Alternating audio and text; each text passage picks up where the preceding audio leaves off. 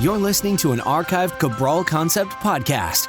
After listening to this show, check out the most up-to-date podcasts available at stephencabral.com/podcasts or search directly on iTunes. And now, welcome to the Cabral Concept, where board-certified naturopath and integrative health practitioner Dr. Stephen Cabral shares how he was diagnosed at the age of 17 with a life-altering illness and given no hope for recovery. It was only after studying and traveling all over the world did he discover how to combine ancient Ayurvedic healing practices with state-of-the-art naturopathic and functional medicine to fully rebalance the body and re-energize it with life. It's time to discover how to get well, lose weight, and finally feel alive again. And now, here's your host, Dr. Stephen Cabral.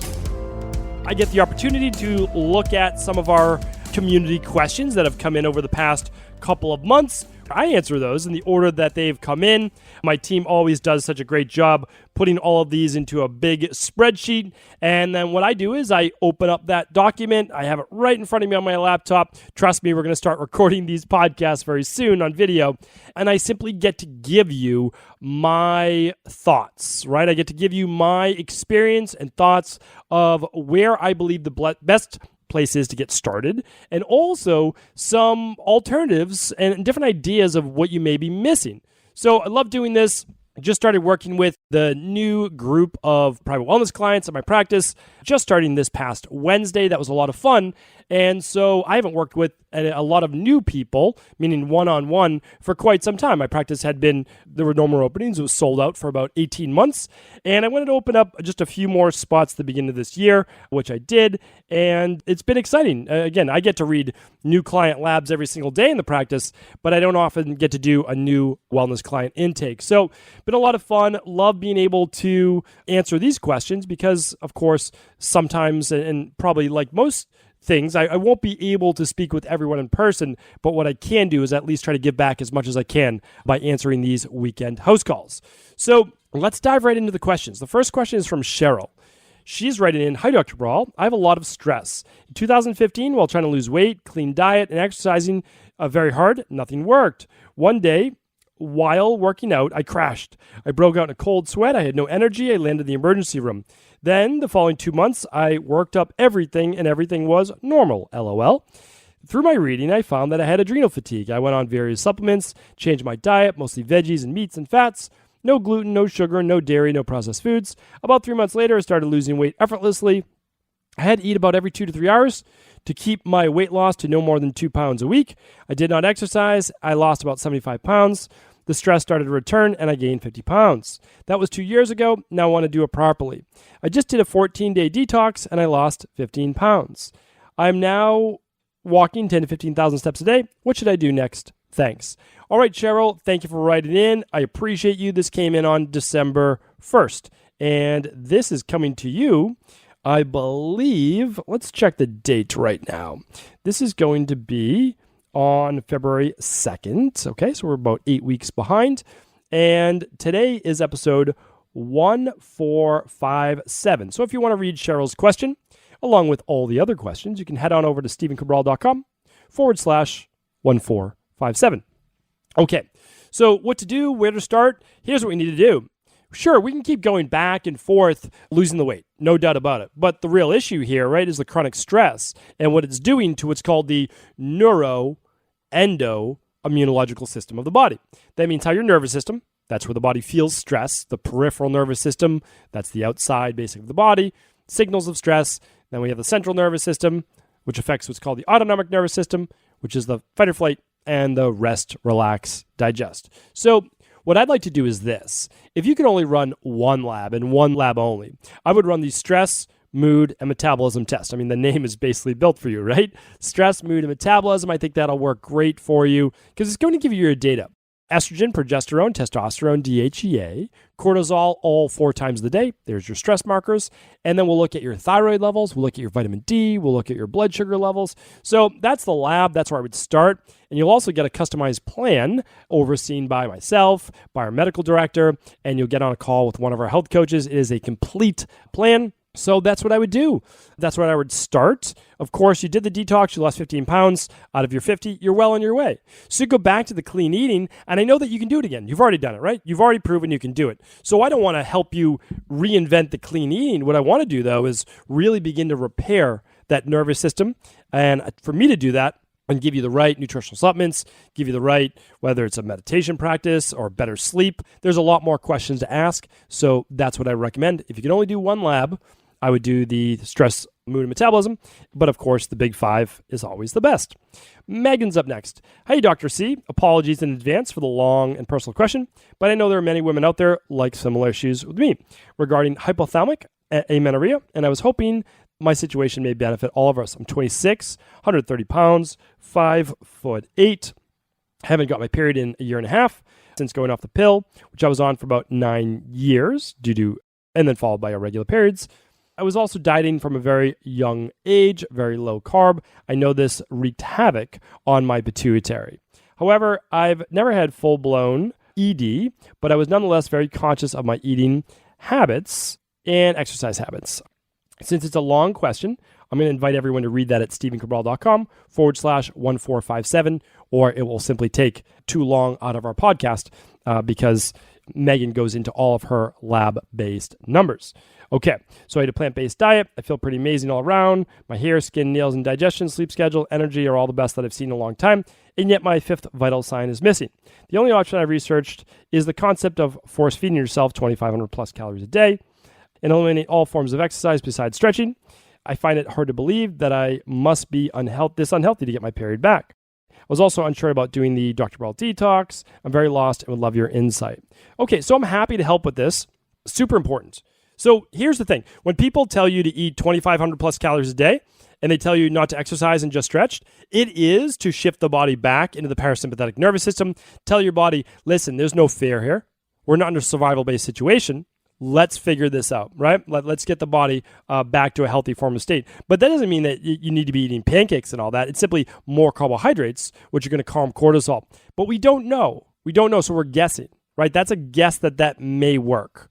And I know that you ran your blood work with your PCP, but it's not the values that we're looking for. You need to run your estrogen to progesterone, the time of the month where you may have the most symptoms, because you're not getting your cycle right now. But are there 2 or 3 days during a menstrual cycle, or what would be a 28-day menstrual cycle, that you start to feel some bloating or more irritability or lower mood or some chin acne, anything like that, okay? Water retention, take the lab, which is, again, the thyroid adrenal hormone, a.k.a. stress, mood, and metabolism, because I need to look at estrogen and progesterone. I need to also look at DHEA, testosterone, and all 4 cortisol levels on that same day. I also want to look at thyroid. But it's not just that. So those are super important. But what are your iron levels, right? That's important. What's your vitamin D levels? What's your level of cholesterol? Is your cholesterol below 140? Because that's too low. So we need to look at other things within the body. So for you, I would run those labs without a doubt, or become a private wellness client of a really good functional medicine doctor near you, a good level 2 integrative health practitioner, or join the Equilibrium Nutrition private wellness practice and actually become a private wellness client. Go through all of this in depth with one of the health coaches certified by myself and get the answers that you're looking for. This is too important. It's been going on too long, and there's so many more questions we have to ask. As you just heard, I went over things that you might not have thought relevant, but if you don't have enough cholesterol, you're not going to make enough hormone. And if you don't have enough iron, you're not going to be in the best situation either in terms of overall health. So I'm glad that everything else is back to really where it should be. So it is just that final puzzle. And as long as there's not anything, not biochemically, because that's the issue we're working on, but physiologically wrong, then we should be able to get this back on track. All right, Molly's up next. Another longer question. So again, head on over to stephencabral.com/1457. Molly says, hello, I've listened to Dr. Cabral for some time now. We've also done some food sensitivity for you for my daughter. Today, I'm inquiring about myself. I currently have a shingles outbreak, and I treated it for antiviral meds when I got it in 2019. I've had several this year since the first one, always in the same spot on my back. became infected with genital herpes through an unfortunate unseen circumstance. I've already read this. This was answered last week. So I'm going to move on. And you can, Molly, this wasn't under Molly though, I don't believe. We went over this, I know, the last week or two. So I know that I answered this, so I'm actually going to move on past this question. I apologize, but this was certainly answered. And I went through my antiviral protocol and I talked about all the different things. If not, you can literally go to stephencabral.com/podcast, type in shingles, and then also type in how to destroy virus, and you'll get my antiviral protocol as well. And then you absolutely need to work on higher levels of stress, because stress is going to lead to these things. There's no doubt about it.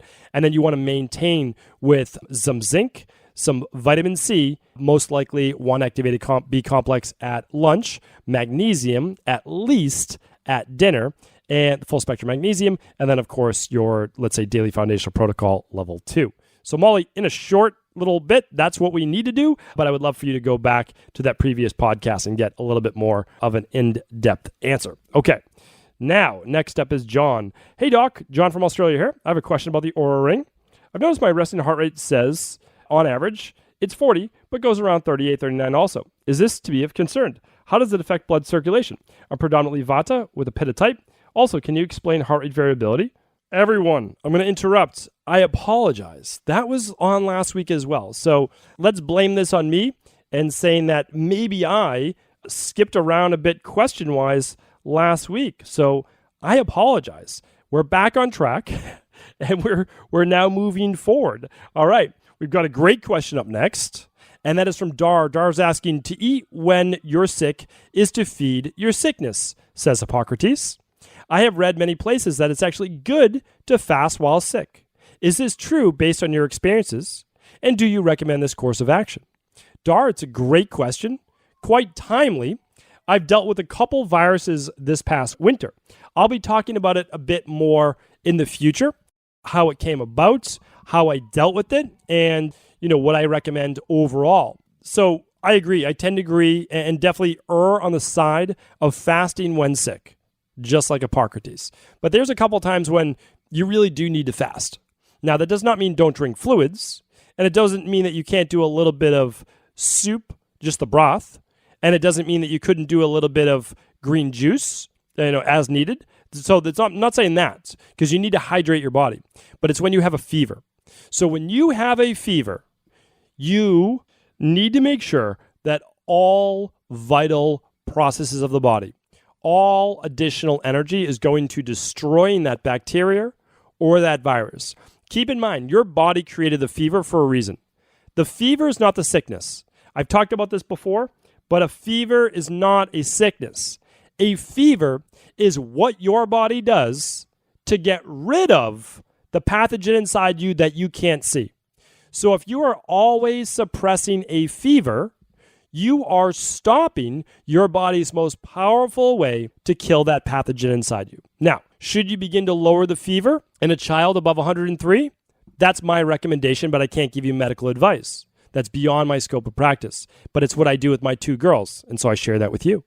With an adult, should you start to lower it if it gets to 105? That is my practice, but again, I can't give you medical advice. That's outside of my scope of practice. So, because the fever can get too high, don't get me wrong. It can cause issues with your nervous system, your brain, etc. So we don't want it to get out of control, and we don't want people to suffer. But for sure, there's an old saying, feed a cold, starve a fever. Feed a cold, starve a fever. Do not feed when you have a fever, because then the blood is moving to your stomach, or most likely not, the blood's not moving to your stomach. So it's just going to sit there and really cause digestive-based issues. And your body can go without the calories. You'll be okay. You'll be okay. And actually, you'll be better for it. So get liquid calories as needed.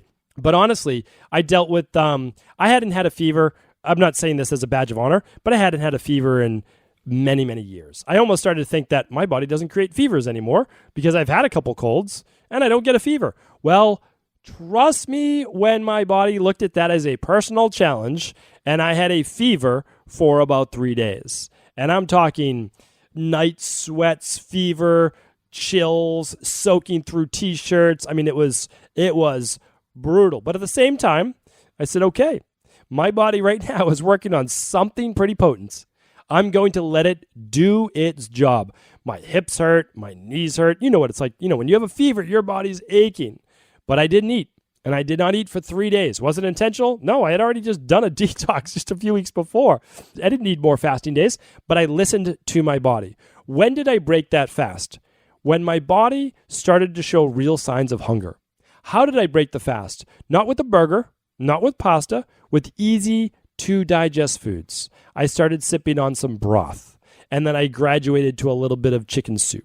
And then I would start to eat some fruit. So that's how it moved. But before that, it was just some juice, fresh pressed, and then it was broths, and you just ease the body back. So what I'm saying right now, I know this is a longer question, but don't ask your body to have to do more work when it's already dealing with this illness. Same with exercise. Of course, hopefully, you're not going to exercise when you have a fever. Okay, your body's already elevated. You don't need to do that. Your heart rate's already going to be elevated. A fever is going to start to lower probably the heart rate variability, or actually it might spike it, and then you'll see a drop after that. So that's the thing. When you're sick, give your body some rest. That's also rest of digestion. All right. Thank you, Dar, for writing in. Ellen's up next. Hi, I'd love your thoughts on the C curve in the neck. My daughter, 14, has zero curve. Some chiropractors want to be very aggressive about treating it with traction and pulleys, and some think it's just a structural variance and it's fine.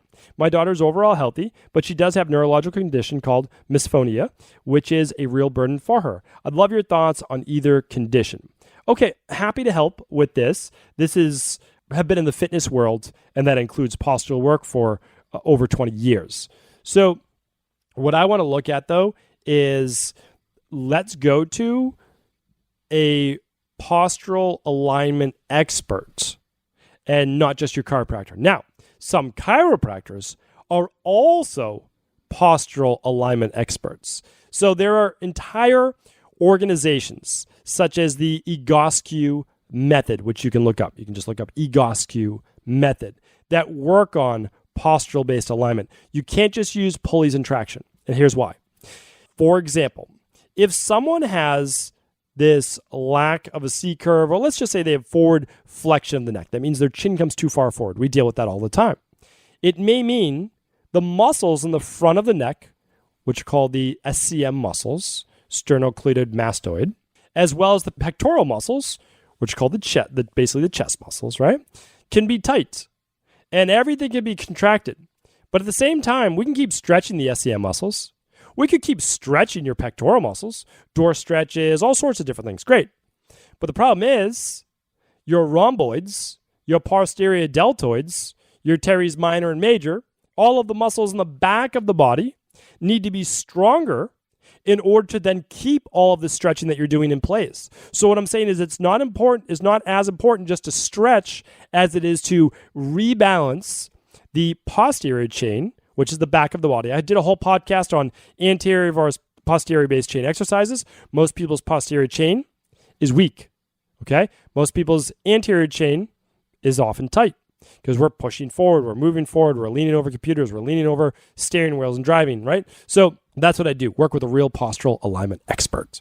All right, Anonymous is up next. Hi, Dr. Ball. Thanks for all you do and the great service you provide. I wanted to get your thoughts on vitamin D level. Recently, my blood work came back in a vitamin D level of 92. I know you recommend between 50 and 70, going to the 80s being the highest, although the normal range of my lab results is 30 to 100. I'm afraid my level of 92 too high based on your ideal range. About a year ago, I was switching to taking 2 drops of your vitamin D. Should I decrease my dose? My level used to be super low, and I don't get much sun exposure. I supplement every day. I know most people are deficient in vitamin D, and I was surprised to see my level drastically increase from the year before. Am I at risk for any health issues with the elevated level? Okay, great question, and we'll make this the last question of the day. So here's the thing. Not a lot to be worried about, but enough, okay? So I like functional medicine-based ranges. This means optimal. It doesn't mean like too high or too low. It means the right amount, right?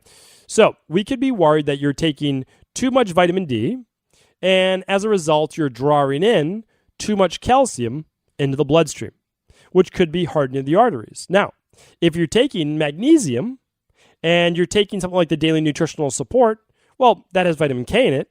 That's going to get it to where it should be, right? That's going to get your calcium, stay in your bones. It's going to get your vitamin D to where you need it. But the other thing that I worry about, and so you most likely, though, are doing a great job. You most likely are getting vitamin K, whether it's for the daily activated multi or the daily nutritional support. In that, you're most likely getting your magnesium because you're I would say hyper responder. Like if you're only taking 2 drops, which is 2,000 IU of vitamin D, and you're at a 92, that's rare. And I read thousands and thousands of labs. So that's rare, but it's good. So you don't need as much, right?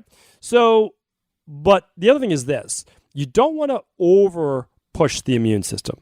So in a lot of natural cancer-based treatments, they'll oftentimes get your vitamin D levels above 100. But you're doing that with a doctor or practitioner because you're really pushing the immune system. That's by choice. But I don't choose to push the immune system. I choose to keep the immune system balanced. So I still do believe within the 50 to 70 range is best. That's the data that I've seen. Low 80s being okay as well. So the nice thing is this, you could simply go to taking 1 drop a day instead of your 2 drops, and you're still getting more, maybe in other supplements, so you can look at that, and then retest your levels in another 12 weeks. And if they're within 50 to, let's say, 85, you're doing great. You really are. So I love that you're on top of this, Anonymous. Keep up the great work. Thank you, everyone, for writing in today. We'll have more questions from our community tomorrow. I will make sure that I'm on top of my game and that there are no repeat questions in there tomorrow. Thanks so much. Appreciate you. And as always, please do feel free to share this show with anyone you believe it could serve. Before you go, I wanted to share a personal story with you. The real reason I began to get well finally is because I figured out what was wrong with me. And that might seem pretty obvious, but I went from doctor to doctor for over 2 years before discovering at-home functional medicine lab testing. These are the labs that enabled me to finally figure out what was wrong with my hormones, blood sugar, electrolytes, and gut health. And once I knew what was wrong, I could then follow a proven plan in order to rebalance my body from the inside out. This is why I believe so strongly in functional medicine lab testing and why I've made it my mission to share these labs with the world. Now at equa.life, you can order an at-home lab test or lab bundle for you and your family and be able to complete it within the week. Plus, the EquaLife difference is that you're not left to try to read and figure out these labs on your own. We explain what your lab numbers mean, what they mean in the much bigger picture, and then how to go about rebalancing your body in order to heal. To see our full selection of lab tests or to set up a free lab selection call to find out what labs may be best for you, simply head on over to equa.life/labs. And do remember, we ship these all over the world. To find out more and to set up your free lab selection call, simply head on over to equa.life/labs. That's EQUI.LIFE/labs.